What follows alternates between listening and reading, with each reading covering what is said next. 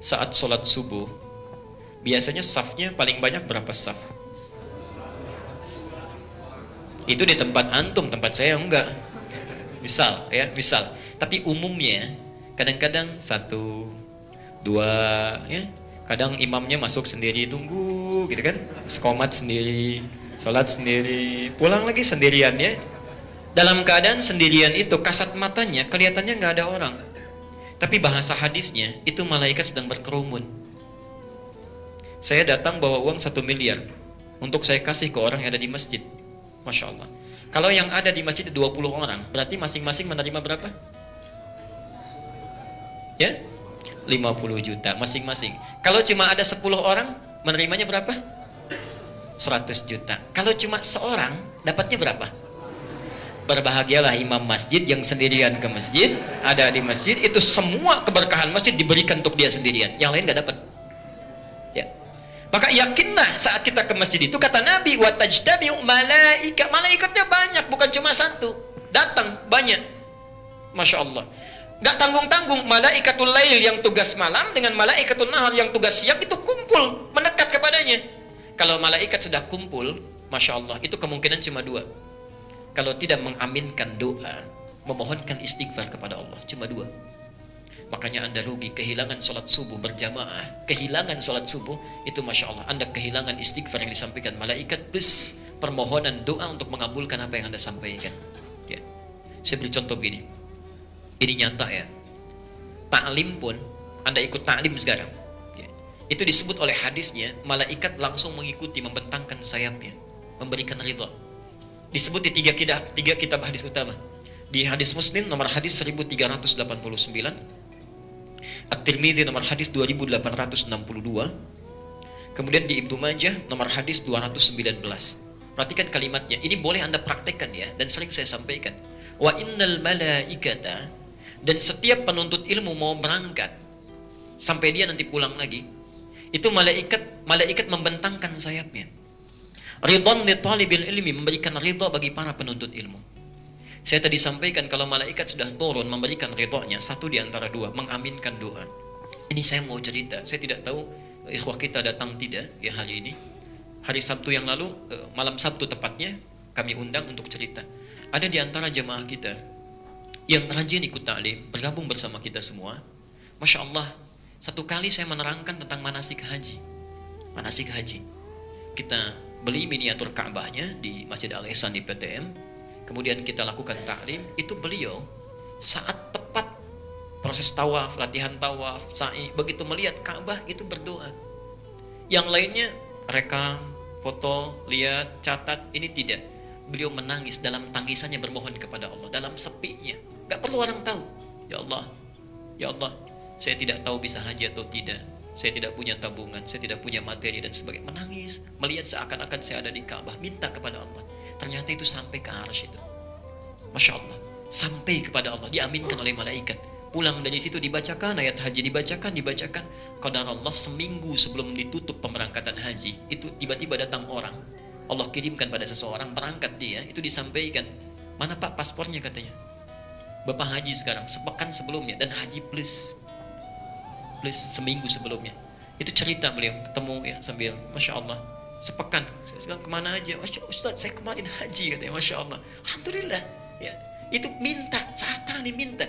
Bayangkan Allah tiap waktu di subuh hari ya menggerakkan malaikat untuk menunggu siapa yang memohon, siapa yang ingin diampuni dosanya ya.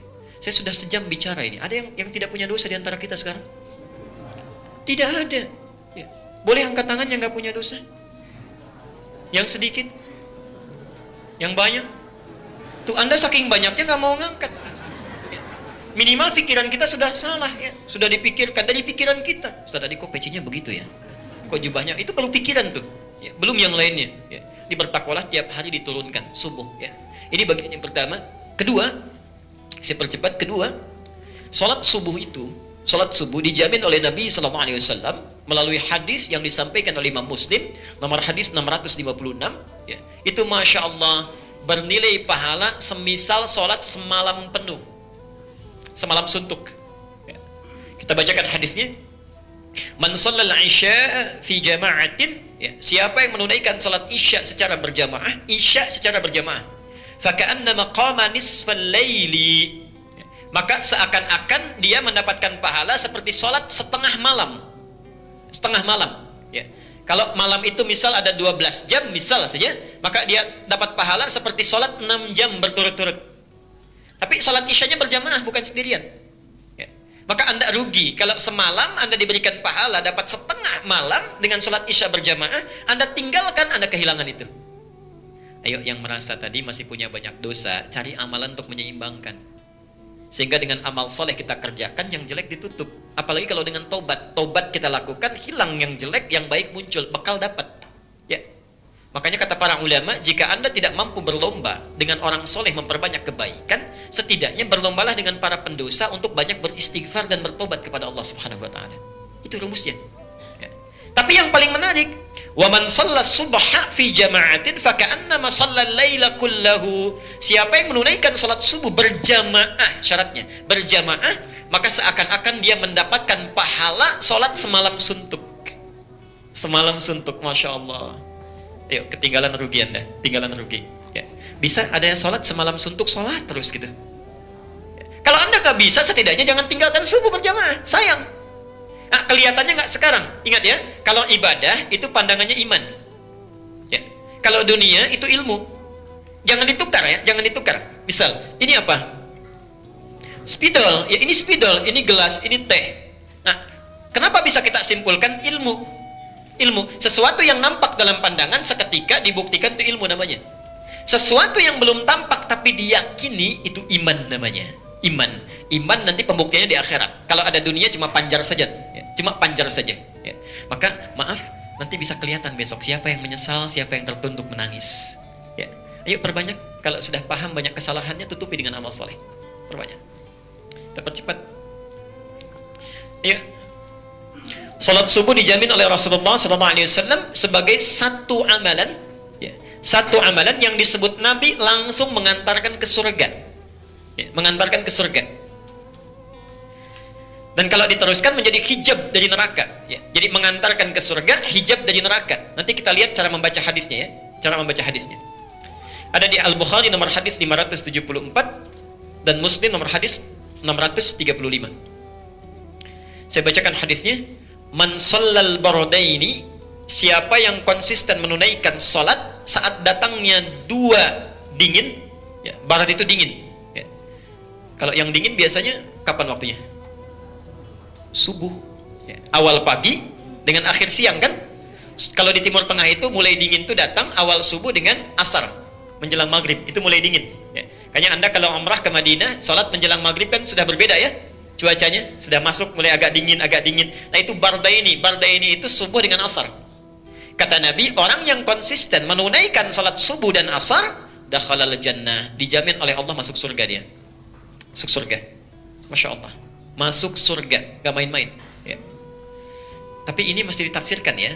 Nanti orang salah menyimpulkan. Oh kalau begitu saya sholat subuh aja sama sholat asar kan, ya kan?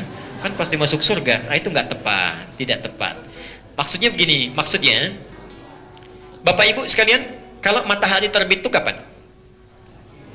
Pagi kan? Mulai dari subuh, cahayanya terpancar kan? Ya, mulai dia naik sampai tiba, sampai dia terbit. Nah, kalau terbenam kapan? Mulai menjelang asar sampai maghrib kan?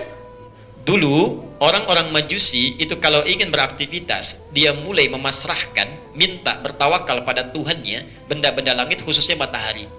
Di sebelum terbit mereka sudah menghadap ke matahari. Ya, subuh sudah minta kepada benda, mohon ditunjukkan, dimudahkan dan sebagainya. Begitu tenggelam, minta lagi supaya diberikan keberkahan. Maksud hadis ini bukan sekedar sholat. Tapi orang-orang Islam itu bedanya dengan non-Muslim. Sebelum beraktivitas, saya ulang, sebelum beraktivitas, maka dia menghadap Tuhannya, bukan benda, bukan macam-macam. Jadi orang Islam itu kerjanya bukan motif karena benda, bukan mengagungkan karena jabatan, bukan karena penghasilan, tapi dia berangkat menghadap kepada Allah, meminta kemudahan dalam pekerjaannya. Karena itu kenapa disebut salat subuh? Ini yang belum saya jelaskan. Satu fajar, kedua apa? Subuh. Kenapa disebut dengan subuh? Subuh itu dalam bahasa Arab memiliki dua arti. Memiliki dua arti, as-subhu.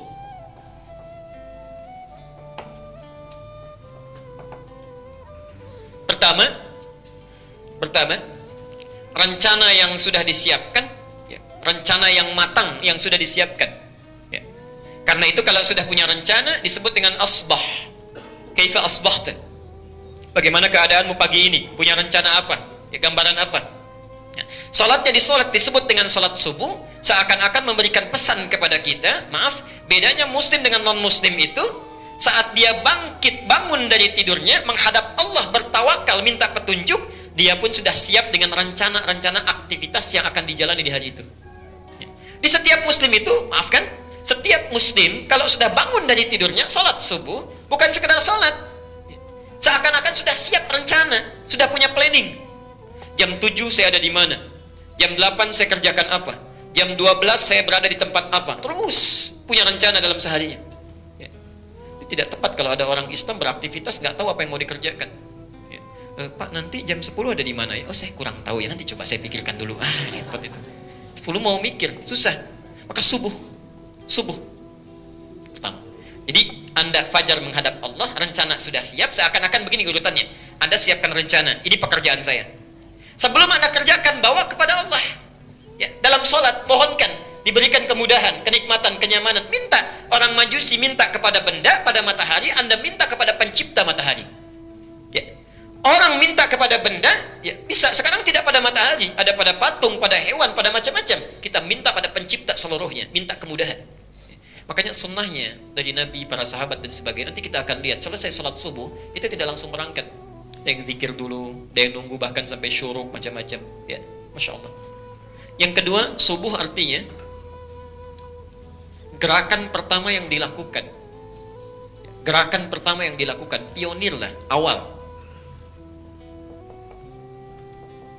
Gerakan pertama yang dilakukan, pionir, awal.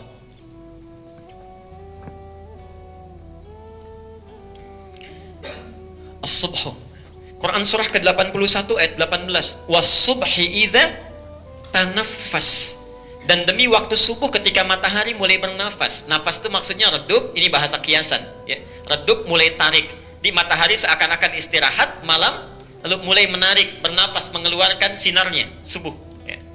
Ada pesan di sini, maaf, ada pesan.